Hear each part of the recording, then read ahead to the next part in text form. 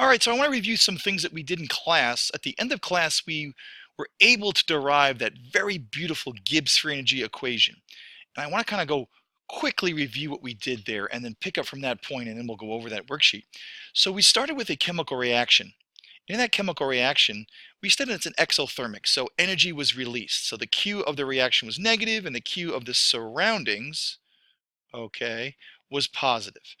And then because we know at constant pressure, the Q, or the heat that the surrounding is absorbing, that's why it's positive, is equal to the delta H of the surrounding. Okay, that's what we've done so far. Now we also know that the Q is negative, and because we know that at constant pressure, the negative Q that the reaction loss is equal to the negative delta H of the system. Now, the next part, if we remember what we did, is we divided our delta H's, positive for the surrounding, negative for the system, by a constant temperature.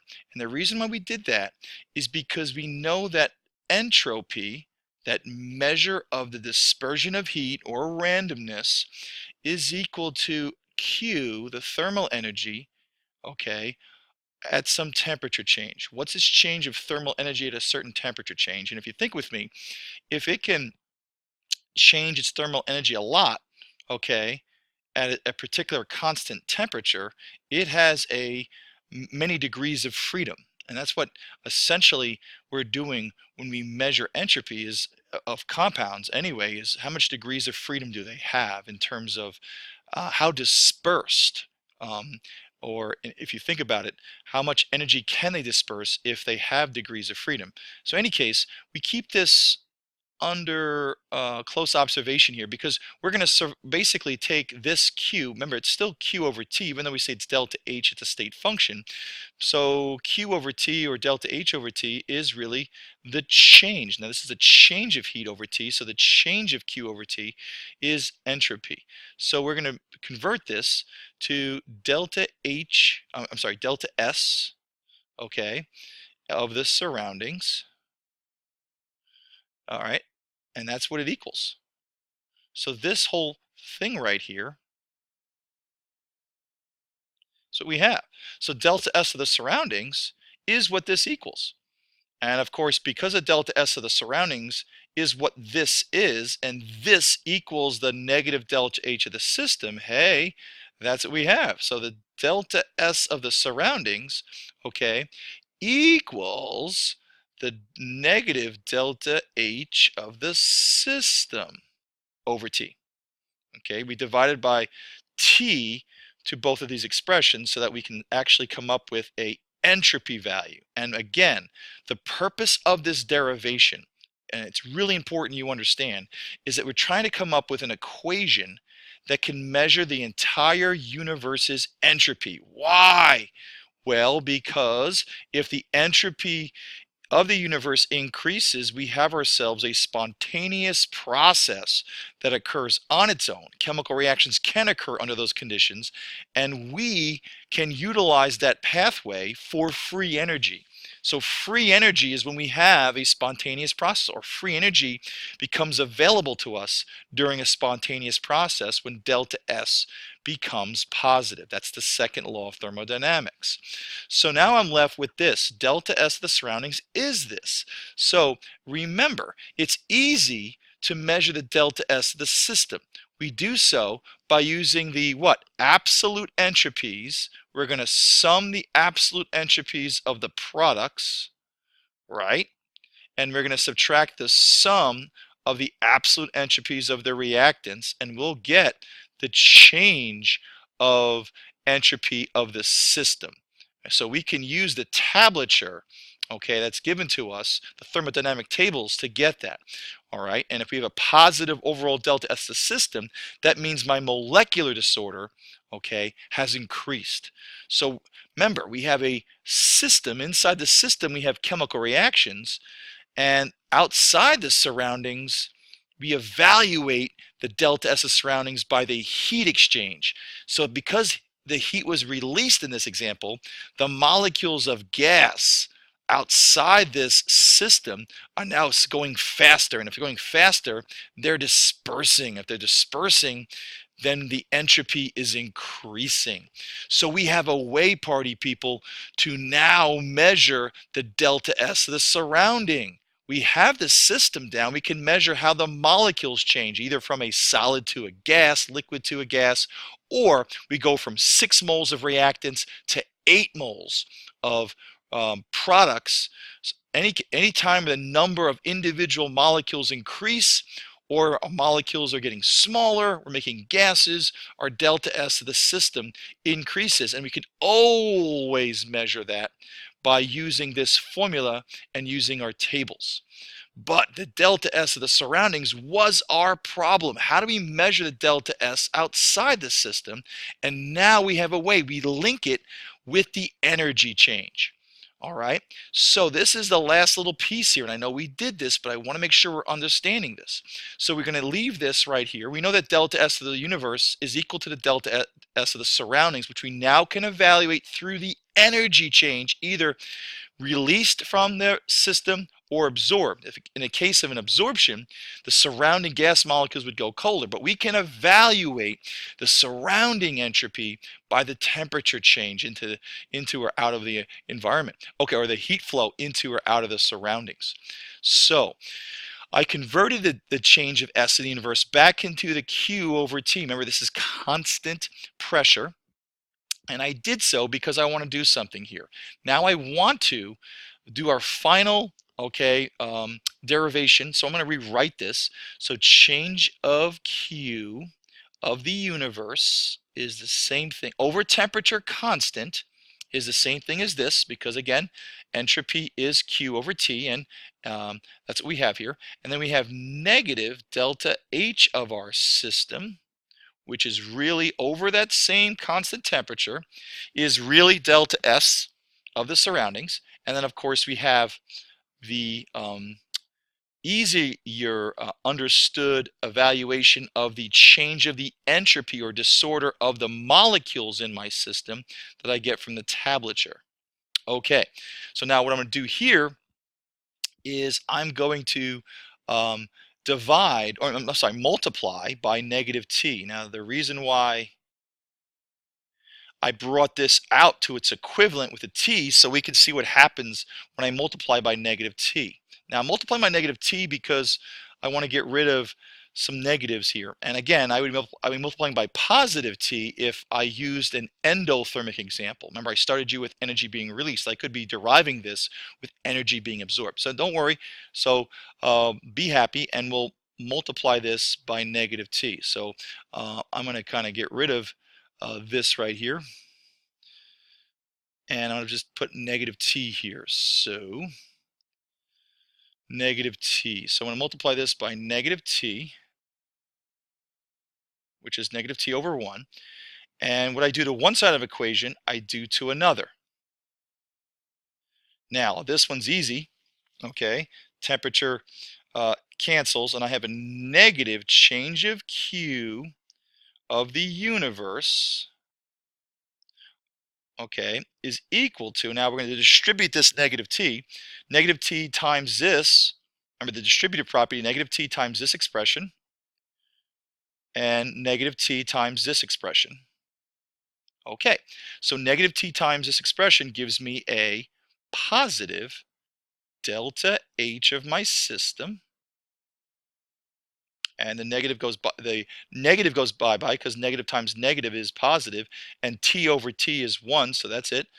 Now negative t times this would be negative t delta S. And one little thing just to clean this up, the negative change of heat of the universe, we're going to call that delta G, okay, for Professor Gibbs, or the individual came up with this. All right, so it's Gibbs free energy for delta G, and it's equal to the delta H of my system minus the temperature in Kelvin times the change in S of my system. And what is so gosh darn beautiful about this is I'm able to measure system quantities, and yet I'm able to evaluate the change of entropy of the universe. And of course, that works when temperature and pressure are constant. okay? And a lot of times they are. For most, in all intents and purposes, these things are normally constant. And you may say, well, how is that possible if we're burning something? Well, if you're burning something in open air, the surroundings doesn't change significantly. In a small area, sure. So in any case, that being said, we have this beautiful reaction that measures, okay, the free energy change. Now, understand, they call this Gibbs free energy because if this is negative,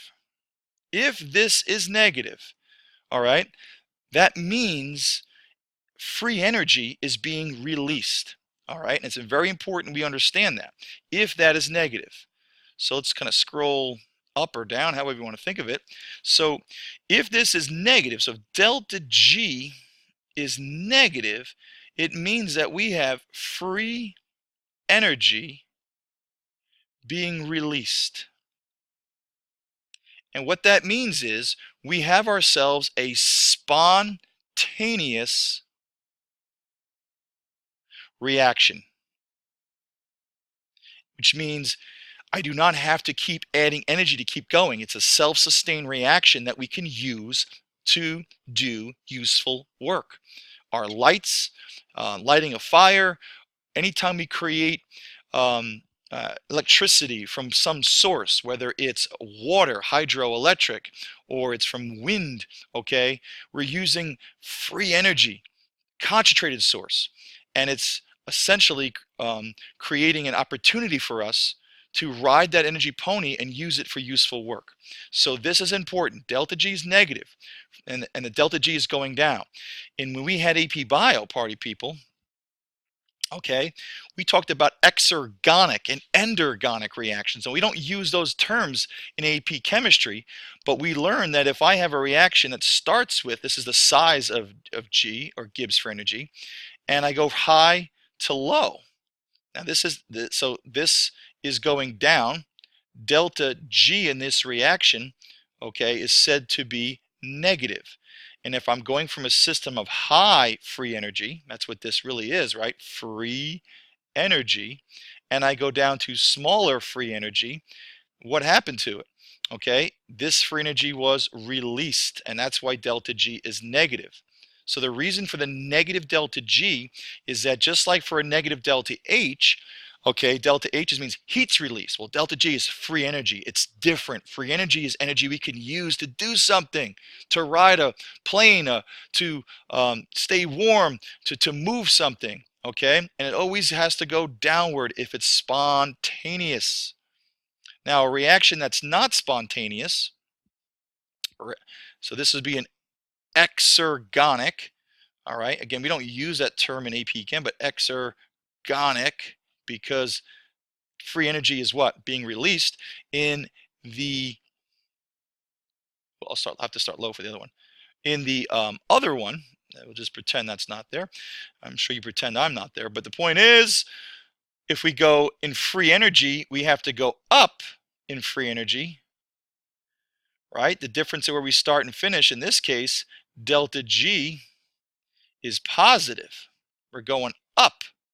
This is what we call in what? Endergonic. Okay, and again, we use that in AP Bio, we don't. So, oh, Christmas. Endergonic. End, like endothermic, endergonic.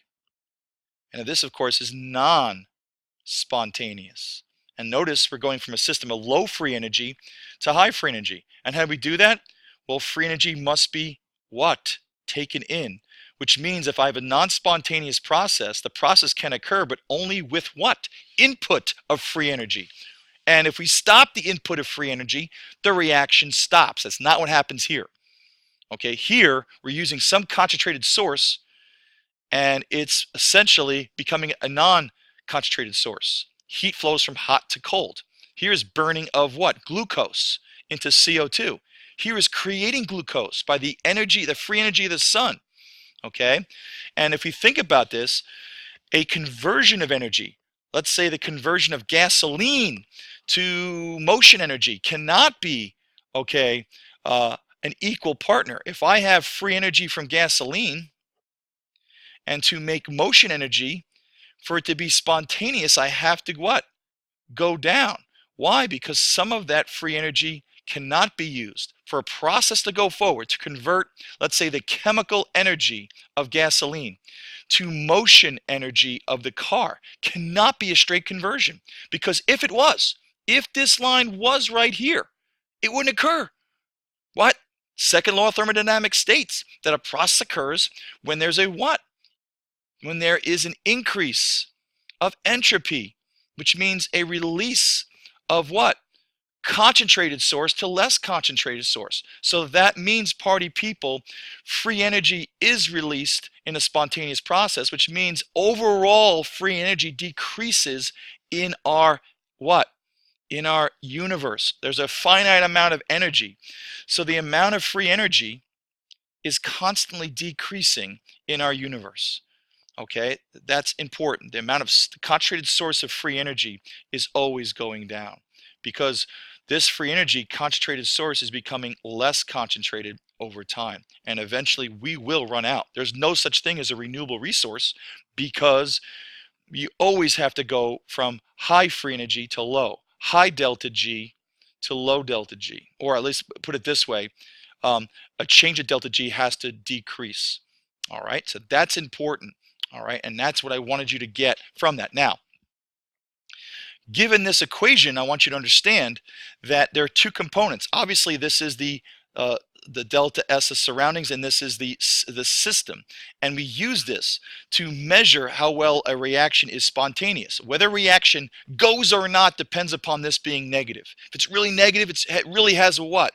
An opportunity, a pathway. It doesn't mean that it has to go right now. Being spontaneous means that this is very negative, which means there's a what? A pathway that the universe allows, because we're going from a concentrated source to a less concentrated source, or that our delta S is increasing in the universe. That's the key here. Now, understand there's two components. There's the heat released by the environment, and there's the molecular degree of freedom change, the delta S of the molecular system. I should put system there. That's important. But the key here is I can measure the entire universe with these two values. Now, we should understand the interconnectivity. This is given here by my tablature. This can be found by my tablature or calorimetry, right?